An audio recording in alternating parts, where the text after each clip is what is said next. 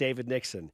He's winning at life. He's also winning on BYU Sports Nation. You can wear what you want. You can say what you want to say, Dave. Are you writing your own checks, though? Listen, I went with floral today, a little floral pattern, spruced up for you guys. Yeah, so. Looking sharp, brother. You do look sharp. Looking sharp. Thank you. Okay, so we were discussing in the opening segment of the show where BYU is a team, like if they've reached the point now where they just need to win games, like doesn't matter, just win, or do they have to win impressively? Do they have to cover the spread and do all these things? Is it just about winning now? Where do you stand on that conversation? I'd say probably a little bit of both. And I say that they just need to win because you look at the rankings. BYU, everyone thought the sky was falling when BYU didn't cover and only jumped 2 spots. Jumped 2 spots in the AP poll, right? But at the same time, we've seen from the committee, and they reference it every year at the end of the year, that you've got to win convincingly. And did you take care of your opponents? And so I use a little bit of both. I think BYU needs to continue to win. BYU still has some Power 5s on the schedule left.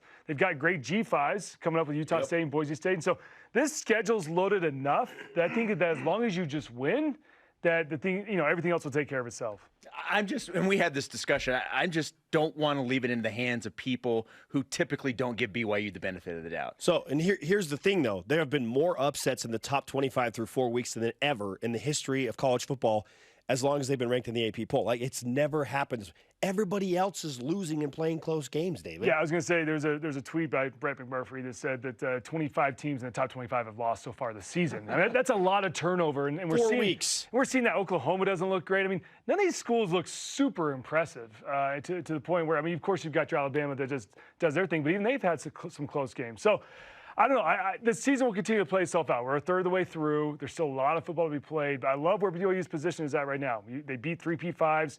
They're rolling. They're looking good. Now, can they just, like I said, can they just keep it together? And here's the thing that's brutal about the schedule is there's no cupcakes for another 5-6 weeks, right? I mean, BYU's week in and week out, they've got to deal with injuries. You've got to be able to rebound. You've got to be able to recover and be ready for that next week because there's not a break in the schedule, which makes it more difficult. But also, I think it gains respect of all the national guys. That's what I'm saying. Just until Georgia Southern and Idaho State, I don't care if BYU wins every game by 1 point. Just win by 1. I don't think they'll be punished for that.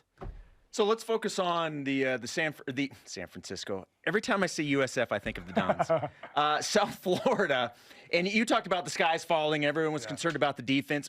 What were your takes on the defensive side of the ball against the Bulls? Yeah, listen, I went back and watched the film. Obviously, and Elisa Tuiaki referenced it yesterday. He said, listen, we underestimated Timmy McClain's speed, and we didn't really game plan. There wasn't a lot of film on him, so we didn't have a great game plan ready for him. And I can see that on the film. BYU didn't utilize the spy very well. The guys on the edge lost their containment. And then when Timmy McClain got in the open field, the guys got legitimate wheels. And I think he was a little deceptive. And you know what's funny about this is I think the same thing happens with Jaron Hall. We've seen against Utah, Arizona State, when Jaron Hall gets in the open field, guys take terrible angles on him. And that's exactly what happened here. BYU got BYU'd this past week against USF. T. McClain, I mean, the stutter steps, the guy has moves. He's a freshman. We knew he was going to want to get out and roll because this is the first road start. So we knew he was going to want to get out of the pocket and try and make something happen, and he did. So credit to USF for the game plan they put together. BYU defense struggled with it. But I think you can pump the brakes a little bit because it was tough to game plan for him.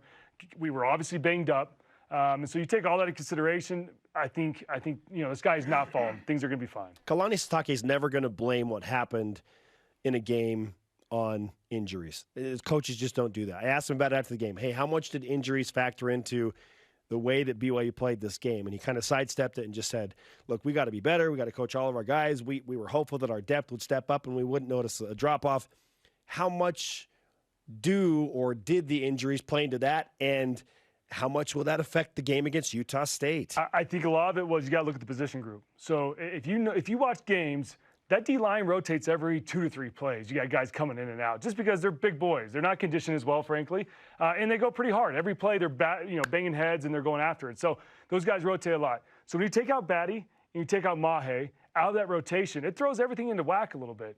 And so now your rotations, you got to stay on the field for a few more plays than you're used to because you don't have the depth that you normally have. And so I think if it was linebackers or even DBs, they'd be more equipped to handle that type of play.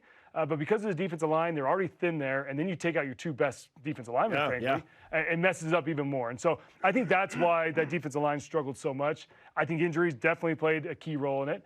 the benefit is BYU gets a W, and you give those guys a 1 week of rest. And yeah, they're nursing up their injuries, but you're also nursing up your body. Your body's just getting rested. I mean, there's huge pluses that come out of that. So I think defensive line, I think you're going to see obviously a complete defensive line this week with some rested bodies. And also, frankly, some guys got some quality reps.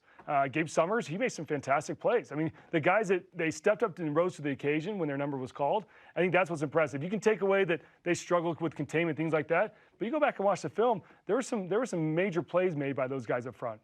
All right, let's go into the mind of the player. So BYU right now ranked number 13. You're 4-0.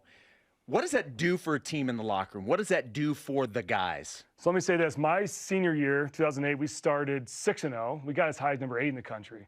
I can say that the pressure's real. Like, you start to feel the pressure on you because the fan base now expects it. You now expect it of yourselves to go out there and win. And so the pressure's real. So now it's how do you harness that? And we talked about this on Countdown to Kickoff. We talked about AFR. You guys have talked about it as well.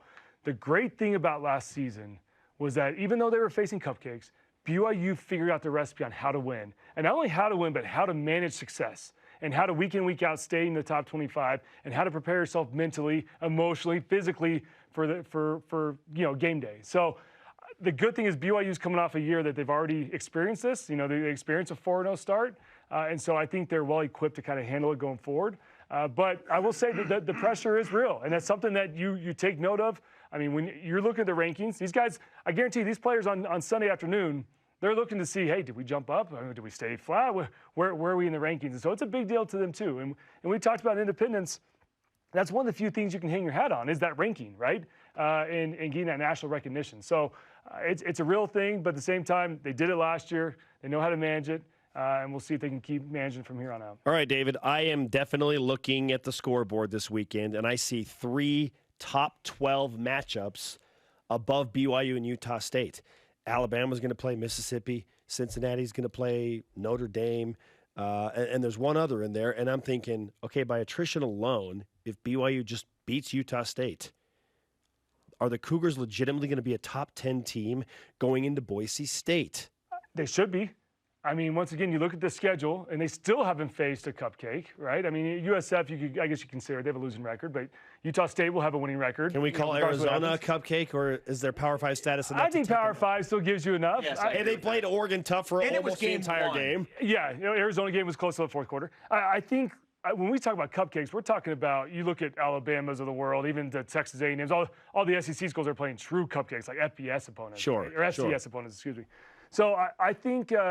Listen, I think BYU, if they continue to take care of their business because of their schedule, and you look, you have 3 Power 5 teams coming up all back to back. And so their schedule lines up this year. The fortunate thing is Washington State's not looking great.